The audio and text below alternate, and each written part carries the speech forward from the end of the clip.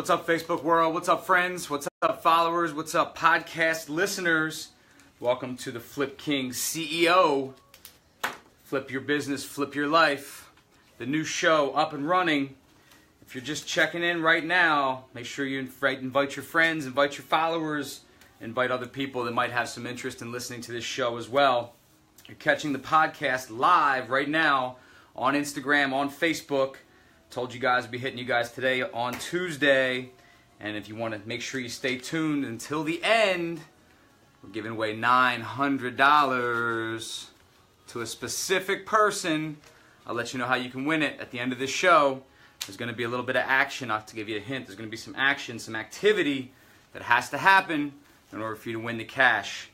But pay attention, pay close attention. So, guys, why are we back? Why are we calling it the Flip King CEO show now, not just the Flip King Real Estate Radio? So those of you that have been following for a while, those of you that are listening, those of you that are just checking back in with the podcast show, thank you for being loyal fans and listeners. Thank you for paying attention for all these years. Those of you that have been paying attention and listening to the show, you know we went off the air here about 18 months, maybe 2 years ago. We used to talk nothing but real estate, right? We used to talk real deals, real in the trenches. We used to talk actual transactions as they were going down, all the deals that I used to make, wholesale deals, investment deals, all different types of real estate transactions that I made as they were going down. I gave you real life experiences, right? We're going to switch it up a little bit.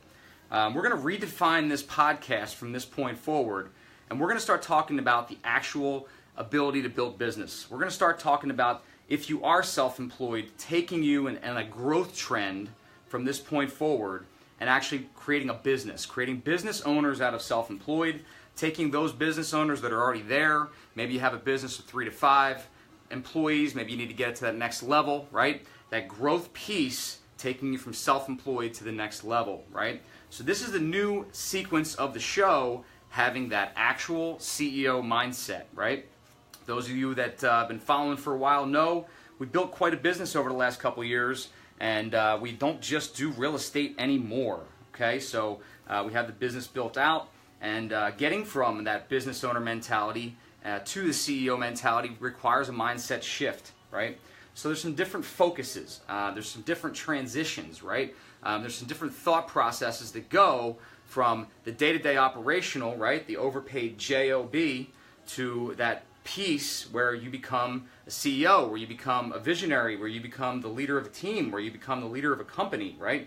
Where you can eventually, hopefully, the goal, step away, walk away, do some other different things, and focus your mental fortitude and so forth onto other things, right? So how do we get from where you might be today or where I was 5, 6, 7 years ago to where I am today, right? So let me give you guys a little bit of background. Let me tell you where I came from, where I've been, and why I started this podcast and why I'm trying to give you this information today. Take you back to the beginning. So my very early stages, I was always in construction, right? So my father had a construction company, owned a general contracting company, used to do drywall back in the day, almost 50 years ago now, started a drywall company. And when I was old enough to hold a trowel and to hold a hammer, and I was hanging drywall, I was trying to finish drywall. So as young as I can remember, I used to walk on job sites, and I used to hold on to my dad's knee when it was about, those of you who are watching live, used to be about knee. His knee was about my eyeballs, right? And I used to walk around that project and take it all in, right? Pay attention to the processes, the systems, what order the subcontractors came in, how quickly they overlapped each other, and how well they worked in unison, the team segment, right? And how everything used to work in order to get things done.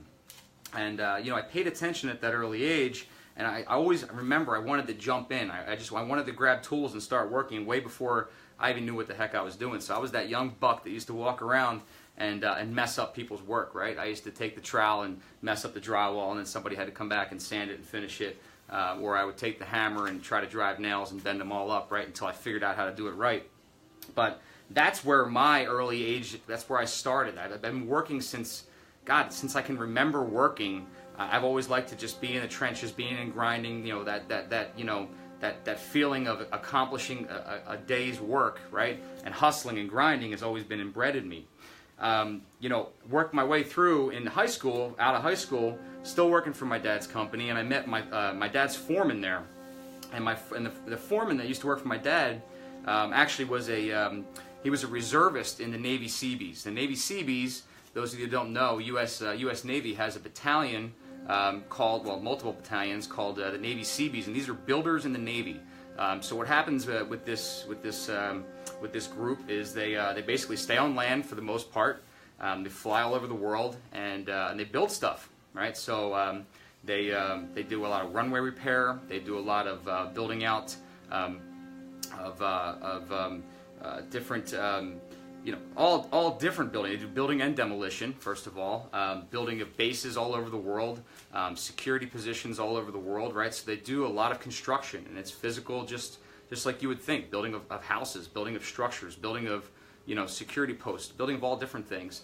And I was already in that world. I loved it. I loved the construction industry. So he said basically, like, this is the military of construction. You can go in and you can do construction while being in the military. So I thought, what a better opportunity than to serve my country and do construction. Like, this is a win-win. And I don't have to go on a boat. I don't have to go on a ship. I don't have to go sail anywhere. This is perfect, right?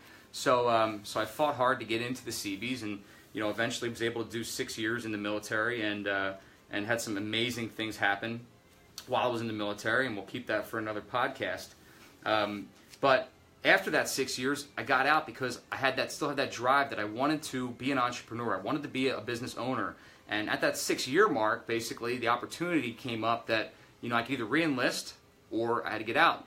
And, those of you know, you can retire in 20 years in the military. And I made this decision that, hey, I'm either going to stay in for 20 and retire, or I'm getting out now. I'm not going to do 10 or 15 if I'm not going to stay in for 20. So basically said, hey, I'm going to jump ship now, no pun intended, and I'm going to go out and strike it on my own and try to become an entrepreneur, try to make something of myself, and try to become a business owner. So that was about the 2004 time I got out. And actually what I did was I came back and immediately started working for my dad again as a general contractor, just until I started figuring out what I wanted to do and how I wanted to do it. So I spent a couple of years doing that until we started flipping our houses, until we started flipping our first house. So right around the 2007 time frame, me and one of my business partners actually started flipping a house. And man, we did this by hand. We did it nights and weekends. And we did it with our own money. We did it with our own hands. And we flipped every piece of this thing, which is why to this day I try to teach people how to avoid doing this, right? So it's a lesson learned. We overpaid for the property. We spent way too much time doing it. We spent about 12, 14 weeks flipping the house, but we did it nights and weekends, right? We all had full-time jobs. And I even joke about, to this day, I got married like at week 10, and my wife literally went to the hairdresser to get her hair done for the wedding, and she had like paint in her hair while she was getting ready for the wedding. And the hairdresser was yelling at her, telling her, "You can't paint anymore.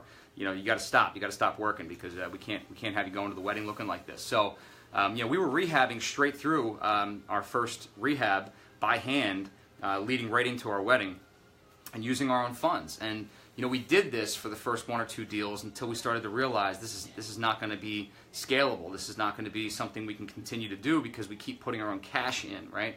And I always tell people that was one of the turning points in my real estate investing career, because after doing 3 of these with our own cash, putting in, we realized this is not something we can continue to do this way, right? So we got to figure out a better system. We got to figure out a better plan. How we're going to get out of this rat race that we've created ourselves, right? Now we're self-employed entrepreneurs who are out here grinding, but now we still hit a brick wall, right? We still finally found our way into what we thought was the promised land, right? And we ran 120 miles right into a wall, right? And I want you to remember that for a second, because that's going to be a lead into what I get to next, which is really the whole concept of this podcast. It's the whole reason why I reinvented the podcast the way I did, so that we can help with the business owners that are having this exact same challenge, right? Maybe you started your business a year ago, 5 years ago, 10 years ago, and you still feel like no matter what you do, you're running full steam and you're hitting a brick wall, right? There's a lot of business owners that still feel that way to this day, even though they're quasi-successful, and they you know, they're giving themselves a salary, but the business is still not profitable. The team is still not functional. The concept of them walking away is absolutely impossible for them to fathom, right? And that's why we created the podcast. That's why we recreated the podcast, right? So I want to think about that for a second. So what happened after that flipping thing? You know, we did a couple deals, and I realized, you know what? I need a paycheck. I need to start working again. So I decided to get my real estate license because I figured, you know what? That might be more of a paycheck because I can control commission flow. Not very smart, right?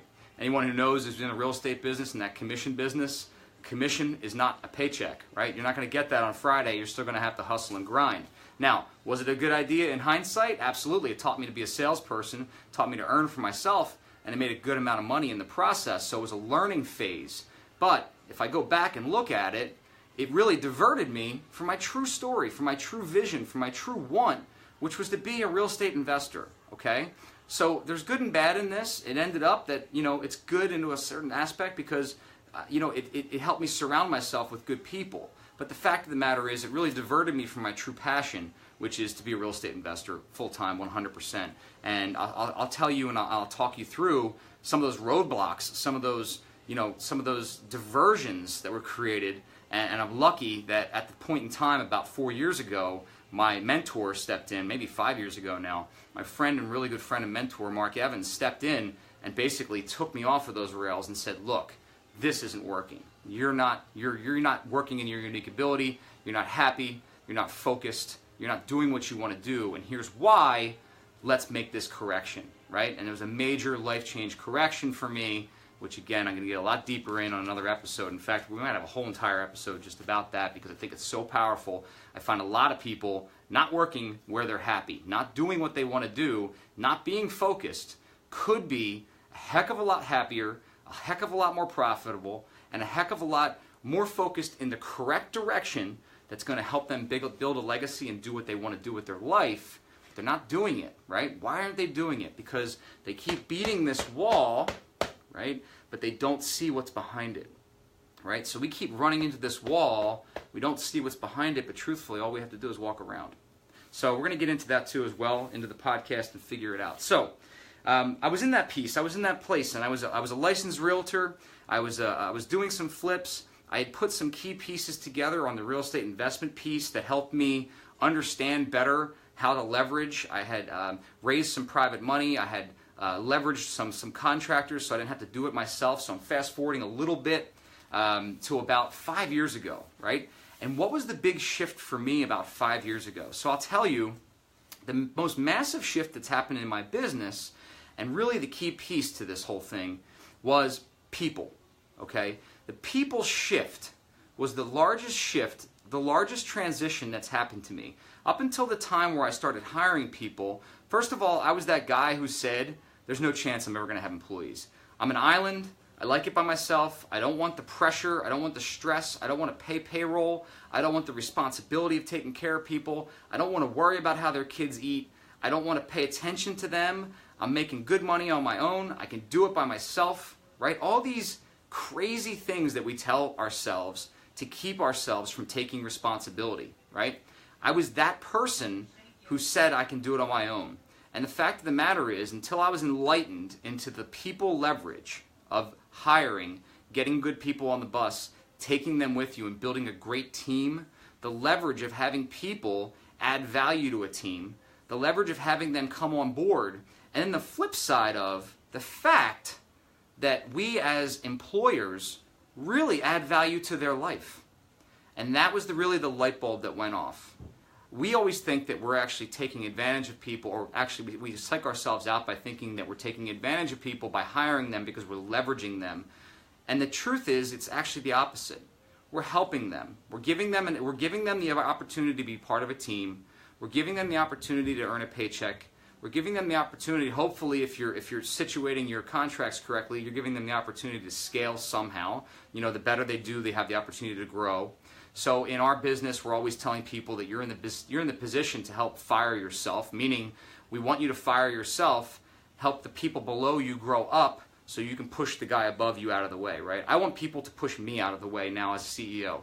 I want the next person in my company to fire me as CEO so I can disappear, right? That's the culture that we've built. That's the team that we've built. And those are the leaders that are behind me that are pushing me up, right? That's what we want to grow within a team structure. And that's part of, again, why we're doing what we're doing on this podcast and why I'm so passionate about helping you do the same thing if you haven't done it already, or if you're not on that track, if you're hitting that brick wall. That's exactly why we're on the podcast right now talking about it. So that shift, right? The fact is we don't leverage people enough, right? And a lot of us are guilty, right, of leveraging other things and not paying attention to leveraging people. And what do I mean by that, right? We leverage marketing. We spend money on marketing. We spend money on websites. We spend money on tchotchkes. We spend money on putting our logos on crap. We spend money on hats and business cards. And we spend money on building out beautiful websites. And we spend money on buying leads. And we spend money on everything except for people.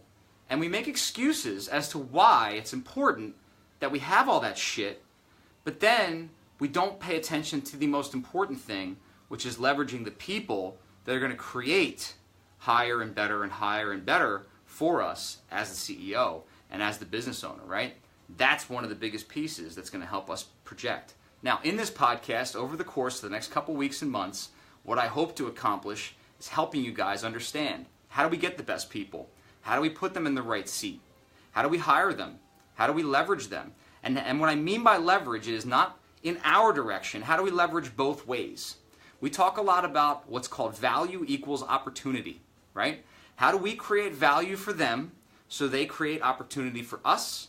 How do they create value for us so we create opportunity for them? It's a two-way street, folks. So how do we do both ways so that our employees come to our team wanting to be part of it, wanting to invest in the culture, wanting to add to the culture, wanting to grow the team, wanting to level up, jumping out of bed every day, excited to be part of the team and the structure and the culture and everyone around them, right? How do we get them to want to be part of it, right? The hint right away, it has everything to do with your vision. It has everything to do with you, number one, at the top of the heap. You're driving that.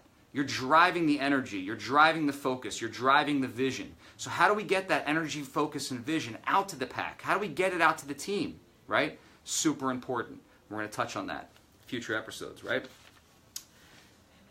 We've grown my team in the last 5 years, 1 employee to over 25 in the last 4.5 years.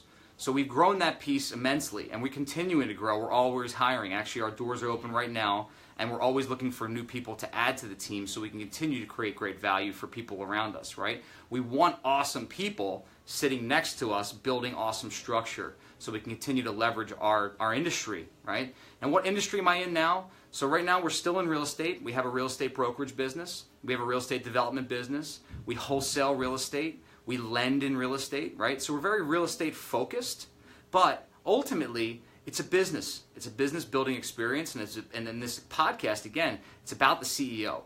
For me, it's about getting that business owner, whether you have 2, 3, 4, 5 employees, 20 employees, where do you get it and how do you grow it so that you can start to maintain that CEO mindset? So you can start to find yourself stepping away from the company and letting the company work for you. You shouldn't be in a high-paid job. You shouldn't be working day-to-day within the company. You should be working on the company. You should be thinking of ways to help your team grow. You should be thinking of ways to help invest in them. You should be thinking of ways to help invest in their mindset, in actual events that they can go on. It's not all about you. It's all about them at a certain level, and that's where the shift happens. So how do we get to that point? How do we grow to that point, right? So that's where we're at now. That's the piece we're at now.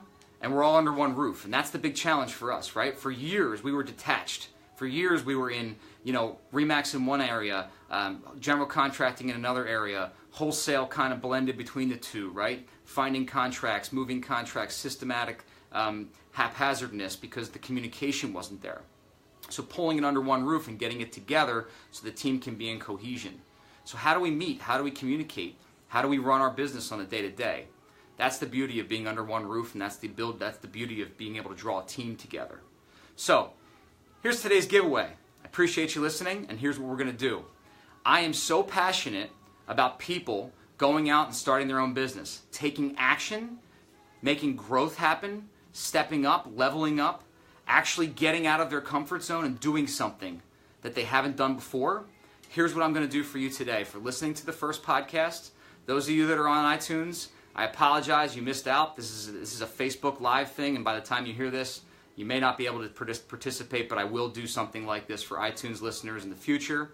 If you're on iTunes, I appreciate any feedback. I appreciate you registering. If you're on Facebook, you got to do me a favor. You got to find this on iTunes. Go to theflipking.com and register for our podcast. Make sure you sign up and subscribe so you can hear future episodes. Okay? So, if you're listening right now, or share this with anybody else that you might know that's interested in doing this, if you're not already a business owner, if you haven't already started your LLC and you're on the fence about getting out there and starting an LLC, I want to get you off the fence today. So here's what's going to happen. My friend Dave Heil inspired me, Facebook friend. I don't know him personally, I haven't met him personally, but a couple weeks ago, Dave got a check, one of his royalty checks from one of his old jobs, and he did a giveaway. It inspired me. I messaged him. I said, Dave, you know what? I want to start doing this. In fact, I want to encourage some other entrepreneurs, some successful entrepreneurs that have the ability to do so. I want to jump on. I want to start a trend, and I want to get some other people in the game, in the business. So here's what's going to happen. The winner of this contest, after you do what I say you're going to do, or ask you to do rather, if you win this contest, I will also do 2 half-an-hour coaching calls with you. So if you win this, you win the money, and what happens, the money gets wired to your account, and we're going to set up 2 coaching calls after the fact to see where you're heading with your business and what I can do to help you grow your business. Here's the deal. You're on the fence and you haven't done it yet. Today's the day to do it. I'm going to ask you to go out and start your LLC today. Starting an LLC is super easy. If you haven't figured it out yet, it's super easy. It's very cheap. It's very reasonable. You can register with the state and you can get it done. Here's what's going to happen. We have $900. Now this is cash, right? This just happens to be cash, but I'm going to wire you $900 for the first person that does the following. And I'm going to actually put this in the comments of the video after the fact as well. Guys, hit the like button if you think this is awesome, because I think it's pretty cool. The first person today, brand new, has to be a brand new LLC, goes out and registers an LLC. You're going to email me the Secretary of State document that proves that you registered it today, the federal FEIN number document that proves you registered it today, the Wells Fargo or TD bank wiring instructions. It has to be a major bank. I can't mess around with you going out and trying to, fluff together a document on a local bank. You need a real bank, a Wells Fargo or TD bank. You can run in, start a business checking account with $5, right?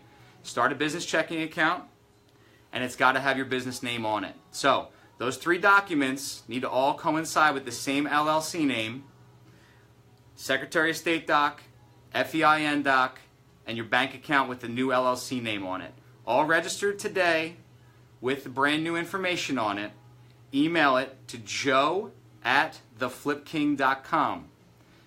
Also need you subscribe to the iTunes. We can see the subscribers, so if you're not subscribed already, go on iTunes and subscribe to our podcast, theflipking.com. You can look up Flip King Real Estate Radio. Pretty soon it's going to be called the Flip King CEO. So one or the other, if you search Flip King, it'll pop up. Register for the podcast. Send me those 3 documents in an email. The first person that sends me those 3 documents, our bookkeeper will wire $900 to start up your business, to get your business off the ground and running, to get your business started. I am very serious about seeing young entrepreneurs get their business going, get their business started, get their business running. If you do that, I'll also follow up with 2 half-an-hour conference calls with you to see about where you're at, to try to get you on track, to try to get you guided and started in your business. If you think this is cool, make sure you share it with your friends and your followers. Anybody who's out there on the fence, anybody who wanted, young person, old, I don't care how old they are, somebody who wants to get a business started, somebody who's been on the fence, somebody maybe you talked to last weekend over Thanksgiving about getting their business started. This is one opportunity for them to get some cash in their business account, to get things started, to get their website designed, to get their business cards printed, whatever, right? Some money to get them off the ground. $900, I'll wire it into their account. Has to happen today. It has to happen after this Facebook Live video. So let's get it done, guys. Let's get out there. Make sure you share it. Make sure you keep the hearts coming. Make sure you send it to anybody you think might be interested in this. I appreciate you guys listening. This is the first podcast back for a while, so we're shaking off the cobwebs, but I'll make sure I keep bringing good content to you guys, keep adding value. I appreciate you paying attention. I appreciate you listening. Have an amazing day. Hey, by the way, guys, tomorrow I'm going to be in Cleveland with my buddy Tim Bratz. Tim's a high-level apartment investor. We'll have some great content for you guys. We might do podcast number 2 right off the rip. So if you're listening to this, pay attention for that interview. It should be a good one. So I'll talk to you guys later. Peace.